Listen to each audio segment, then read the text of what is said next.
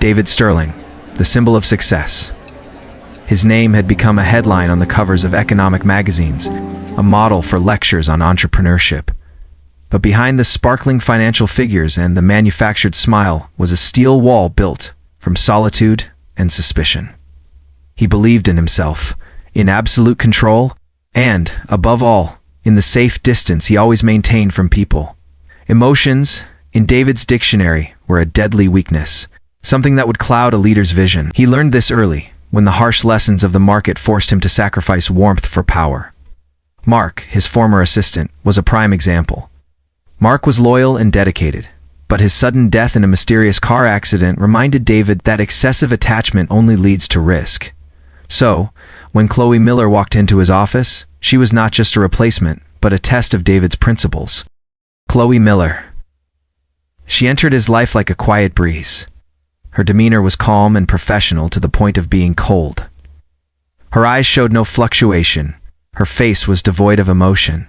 Her voice was even and clear, like a perfectly programmed machine. David observed Khloe in the early days, looking for any sign of carelessness, of personal feelings. But she revealed nothing. She was a shadow, not saying a word too many, not showing emotion, always a step ahead of him, preparing everything so perfectly it was unnerving. She had handled Mark's accident with extraordinary composure, gathered the files, rearranged his schedule, and put everything back on track in just a few hours. David was impressed. He thought, this is the person he needed, an efficient tool, not a human being. When they arrived at the luxurious resort in Virginia for the CEO conference, David felt Khloe's presence more clearly than ever. She wasn't just an assistant but a part of the scenery, blending into the space of powerful people, yet belonging to no one. While other CEOs chatted lively about billion-dollar deals and lavish vacations, Khloe remained quietly behind David, holding a tablet, her eyes scanning numbers and charts. Her detachment, instead of satisfying David, made him feel strangely uncomfortable. It wasn't the discomfort of work, but a personal one. He was used to being the center of attention, but with Khloe, she was a blind spot he couldn't control. The emotional cracks. One night, after the dinner party ended, David couldn't fall asleep. The faint moonlight pierced through the curtains, illuminating the large, empty and cold room. He got up, decided to take a walk. The resort at night was strangely quiet, with only the rustling of the wind in the trees. As he approached the lake, an unexpected sight caught his eye. It was Khloe. She was sitting on a stone bench, huddled in a thin coat, her bare feet gently touching the damp grass. She wasn't looking at the lake, but at an indeterminate spot on the water's surface, as if searching for something lost long ago. She was no longer the cold and professional assistant. Khloe at that moment was a fragile, delicate girl. The fortress she had built suddenly melted in the silent night. David stopped, hiding behind an old tree. A strange feeling rose within him. Curiosity. He had never seen Khloe in this state. He had seen her work under pressure, had seen her deal with difficult CEOs, but he had never seen her show any vulnerability. Like a scientist observing a new phenomenon, David moved closer, trying not to make a sound. "Khloe," he said. His voice was softer than usual, lacking the sharpness of a man accustomed to giving orders. Khloe jumped, turning around. A flicker of panic crossed her eyes, but immediately it was replaced by her familiar composure. She stood up, brushed off the slight dust on her clothes, and turned to face him. "Mr. Sterling," she said, her voice still even and expressionless. "I didn't expect you to be here," David said, trying to hide his surprise. "Is everything all right?" Khloe nodded. "Yes, sir. I just came out for some fresh air." "At this hour?" David frowned. He didn't believe her. "You can't lie to me, Khloe. I see the difference in your eyes." Khloe fell silent. She looked at David, a probing look, as if weighing whether to tell the truth. Finally she sighed, and a weariness he had never seen before appeared on her face. "When I was little, I used to come to places like this with my father," she said, her voice dropping, "before everything fell apart." The words hit David like a punch to the chest. Everything fell apart? What did that mean? David had never thought Khloe had a tragic past. He had imagined her as someone born with everything, trained to be a perfect working machine. But her words painted a completely different picture. He saw a little girl, holding her father's hand, walking in luxurious resorts. He saw a happy family and then a collapse. David felt a strange emotion rise within him. Empathy. It was an emotion he had tried to bury for a long time. He looked at Khloe, no longer as his assistant, but as a woman with a story, a past, and perhaps some unhealed wounds. "I'm sorry," David said, and he was surprised by his own words. He had never apologized to anyone. Khloe just shook her head. "It's okay, sir. It's in the past." "No," David insisted. "It's not in the past. You can't hide it, Khloe. I see it in your eyes." In that moment, a long silence stretched between them. It was not an awkward silence, but the silence of two people tentatively stepping into each other's world. David had broken down his steel wall, and Khloe, if only for a moment, had let him in. From that moment, an invisible thread formed between them. It wasn't romance, but curiosity and understanding. David no longer saw Khloe as a tool, but as a person. He began to observe her more closely, not to find fault, but to learn more about her. He noticed the small details, the way she pursed her lips when concentrating, the way she slightly frowned when faced with a difficult problem. Their relationship was no longer just between a boss and an assistant, but between two people who were slowly opening up. David Sterling, the man who had controlled everything, suddenly became unable to control his own emotions, and Khloe Miller, the cold woman, became a small flame that was silently warming his world. They didn't know that this curiosity and empathy were the first cracks in the walls they had both meticulously built. And those cracks, one day, would collapse, bringing with them a terrifying secret powerful enough to destroy David's entire empire. The party and the fire of jealousy. The gala was not just an event, it was a stage. The chandeliers sparkled like hundreds of captured stars, reflecting on the smooth marble floor. Classical music played, gentle yet full of power, just like the lives of the people present. David Sterling stood in a corner, leaning against the wall, holding a glass of champagne but not taking a sip. He had been here dozens of times, knowing every script of these parties. The social handshakes, the fake smiles, the conversations full of calculations. He had seen it all, and he was disgusted by it all. But then, something unexpected happened. The music seemed to stop. The conversation suddenly went silent. All eyes, everyone's, were fixed in one direction. Khloe Miller, his assistant, walked in, but it wasn't the Khloe he knew. She was no longer wearing her discreet business suit. She was draped in a silky emerald-green evening gown, elegant and radiant. The dress hugged her delicate curves, leaving her back elegantly exposed without being overly revealing. Her hair was pulled back neatly, revealing her slender neck. Every movement she made exuded a surprising grace and brilliance. David was stunned. He had seen Khloe every day, but he had never noticed this beauty. She was like a precious gem hidden in a simple shell, now polished and shining. His heart, that solid muscle he thought only beat for profit and power, skipped a beat. His eyes couldn't leave her. Khloe moved through the crowd naturally, confidently, as if she belonged there. She didn't laugh loudly, only smiled gently. But that smile had more power than the most boisterous laughter. Then a man appeared. Liam Thompson, a sharp, charming business consultant. He approached Khloe. His smile was wider, his eyes sparkled with mischief. They started talking. Khloe was no longer as reserved as usual. She smiled, her eyes sparkling with amusement. They exchanged private jokes, quick smiles and glances that others couldn't catch, but David could. He stood from a distance, observing her every little gesture. A strange, bitter feeling rose in David's heart. Jealousy. It was an emotion he never thought he would experience. David Sterling, the king of the market, who had made countless rivals tremble, now felt threatened by another man. This feeling was not just from envy, but from helplessness. He was used to controlling everything, everyone. But Khloe, she had escaped his control, and now she was laughing and talking with another man. The fire of jealousy within him flared, burning the principles he had built. He wanted to tear down the distance between them, to pull her back to his side, to assert his ownership of her. The conversation between Khloe and Liam stretched on, each passing minute a stab into David's pride. He couldn't stand it anymore. He turned and walked away, heading out to the pool area, where there was only the sound of the wind and the moonlight. He took a deep breath, trying to calm himself down.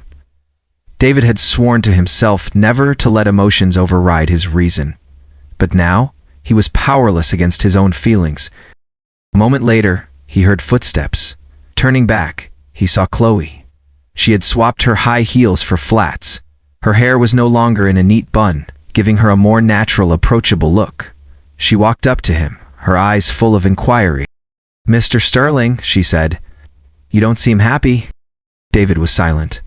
He wanted to tell her he was jealous, that he couldn't stand seeing her laughing and talking with another man, but the words were too difficult to utter. "I don't like being overshadowed," David finally said. "I don't like being ignored." Khloe smiled, a smile David had never seen on her face before. "Mr. David, you are the center of all attention. You cannot be ignored." "Tonight, I was," David said, his voice full of disappointment. "Because of you." Khloe said nothing. She just looked at him, her eyes like a deep lake inviting him in. Suddenly, a crazy idea came to David's mind. He stepped closer to her, took her hand. Khloe's hand was icy, but he didn't care. Their eyes met, and in that moment, the world around them seemed to disappear. There were only the two of them, in the silent night, under the moonlight. "Let's be crazy for once," David whispered. He didn't wait for an answer. He pulled her towards the pool, and in a second they fell together into the deep blue water. The water splashed, the coldness seeping into every muscle. David held Khloe, her hair soaked, water droplets rolling down her beautiful face. The moonlight shone down, turning the water into a giant mirror, and under that mirror David leaned in, searching for Khloe's lips. They shared a passionate kiss, a kiss of desire, of suppressed emotions that had finally burst. It was not a gentle kiss, it was a kiss of possession, of loss and finding. The truth revealed.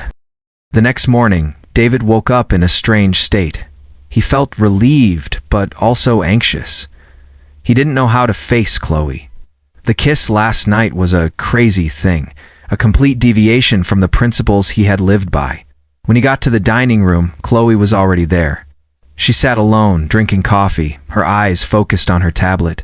She was wearing her familiar business suit, her hair in a neat bun. Her demeanor was calm, professional, almost alien. David walked up to her, his heart pounding.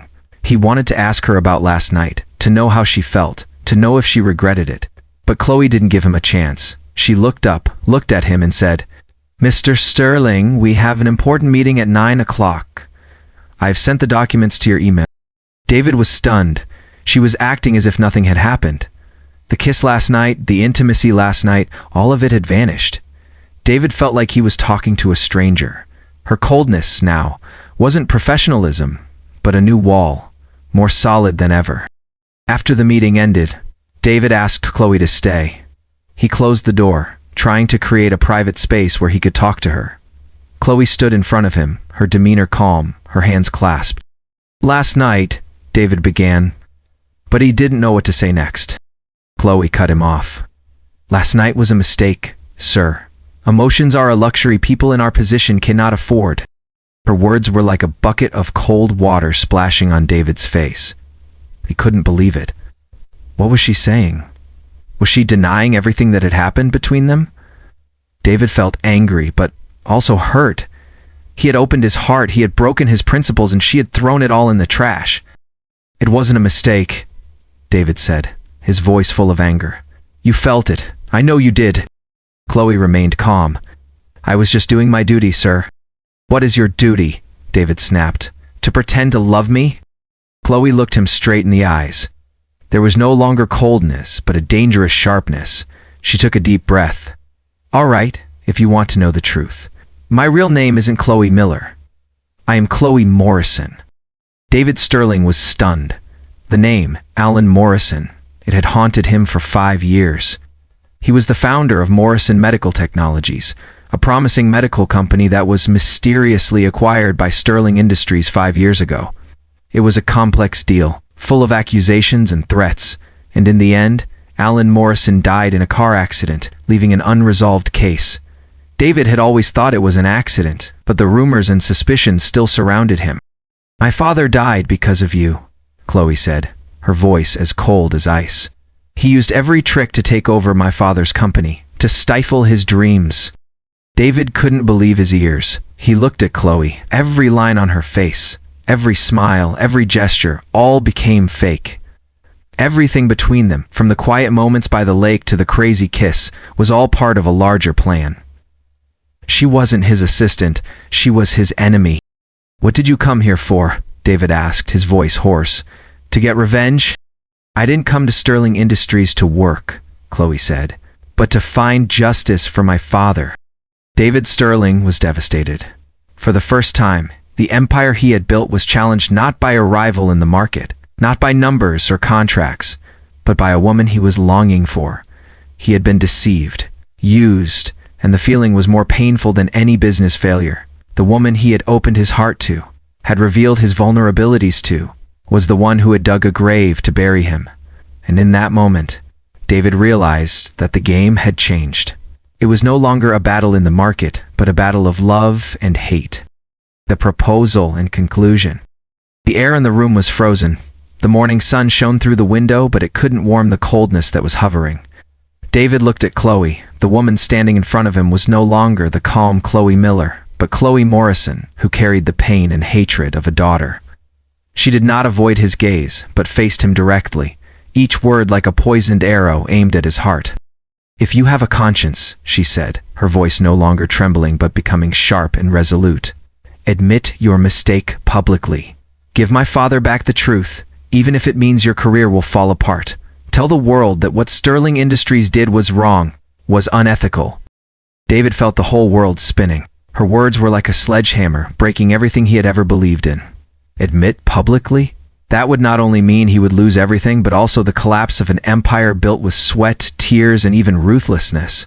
Shareholders would turn their backs, partners would cancel contracts, and his life would return to zero.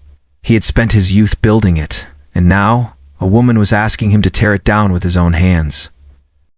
But Khloe didn't stop. She continued to speak, each word a cut into his heart.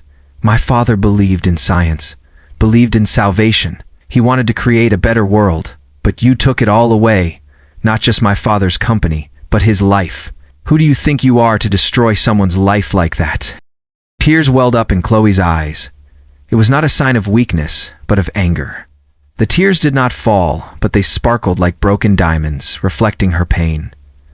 David stood on the boundary between reason and emotion. He knew that if he went public, Sterling Industries would be gone. He would become a failure, a moral lesson on the front pages.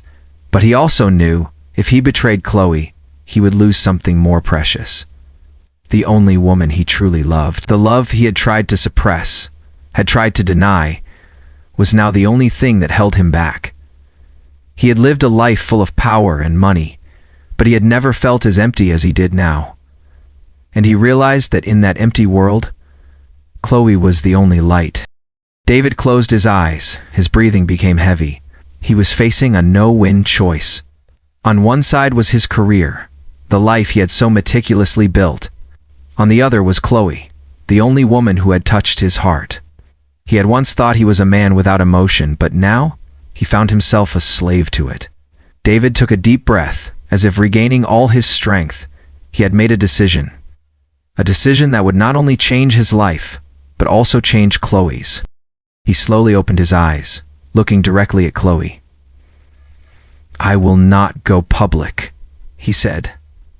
Khloe's face darkened, a flicker of disappointment crossing her eyes. "But I also won't let him win."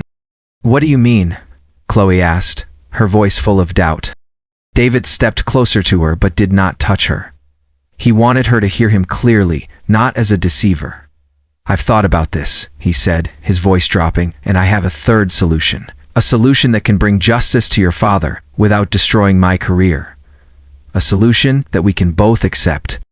"What solution?" Khloe asked, but her voice was less sharp. A tiny, fragile thread of hope had formed in her eyes.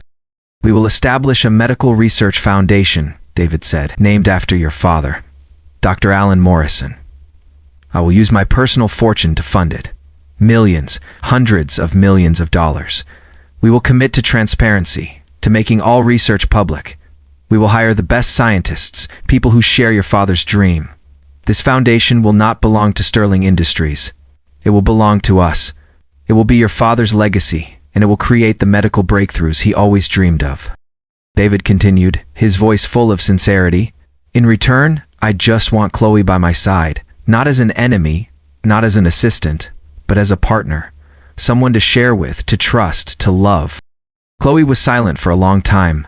Her eyes looked into David's, as if she were trying to read him, trying to find any sign of falsehood, but she found none.